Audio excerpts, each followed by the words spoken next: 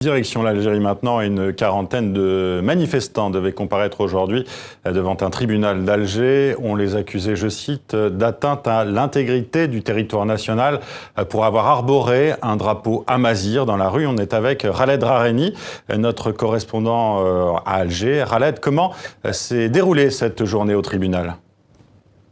Déjà, ils étaient très nombreux ce matin, les personnes, les manifestants, mais aussi les familles des détenus politiques, ou comme certains les appellent, les otages. Ils étaient très nombreux parce qu'il y a eu beaucoup de comparutions depuis ce matin pour arriver au nombre de 42. En début de soirée, c'était le troisième groupe de manifestants qui avait été entendu par le juge.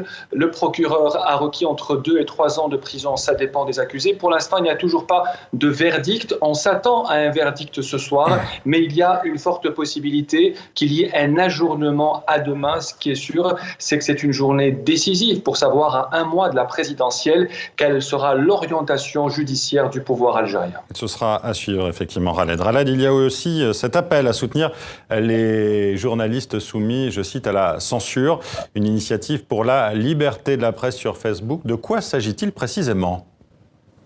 Une initiative inédite en Algérie, surtout depuis les années 90 et le début de la révolution du mois de février. Un groupe de journalistes juge indigne, inacceptable qu'il y ait déjà 3 journalistes en prison aujourd'hui, Sofiane Marakchi, Aza Bachir et Abdelmounjir Khaladi, mais qu'il y ait souvent et régulièrement des intimidations, des menaces, des harcèlements contre les journalistes indépendants et même les journalistes du service public qui ne peuvent pas faire leur travail et dans le service privé. C'est pour ça qu'il y a eu cet appel pour la libération des journalistes et pour libérer les autres de toutes ces formes d'intimidation. C'est un appel et un communiqué extrêmement important qui a rassemblé plus d'une centaine de journalistes de tous bords et de tous médias. Ils doivent se réunir encore une fois après-demain pour encore rendre plus fort cet appel pour la libération de la presse et des journalistes algériens. Merci Khaled Drareni en direct d'Alger avec nous.